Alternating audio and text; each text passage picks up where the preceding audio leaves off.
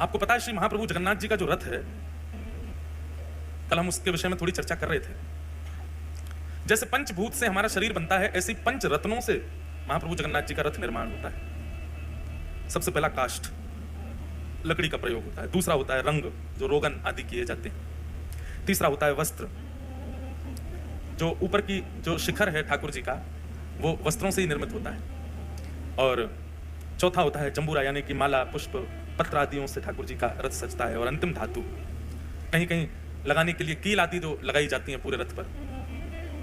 ऐसे पंच धातु, पंच वस्तुओं का प्रयोग रथ निर्माण में और पंच तत्व का प्रयोग मानव जीवन में।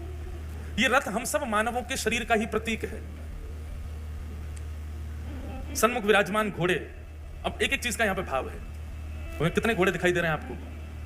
होते 5, क्योंकि एक अंतर्ध्यान हो गया इनमें से। तो इस रथ को चलाता कौन है? बोले पंच इंद्रियां। और हर घोड़े के 4 पैर हैं।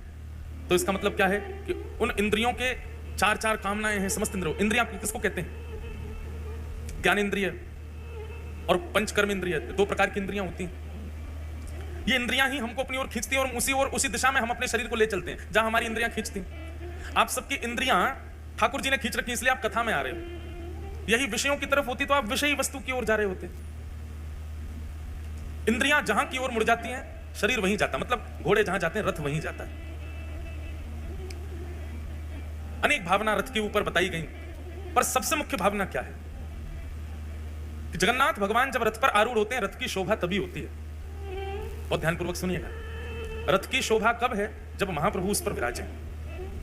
जैसे ही महाप्रभु रथ यात्रा अपनी विश्राम करते हैं और रथ से उतर करके श्री मंदिर में प्रवेश कर जाते हैं, उसी समय से ही रथ जीर्ण शीर्ण होना शुरू हो जाता है जगन्नाथपुरी में।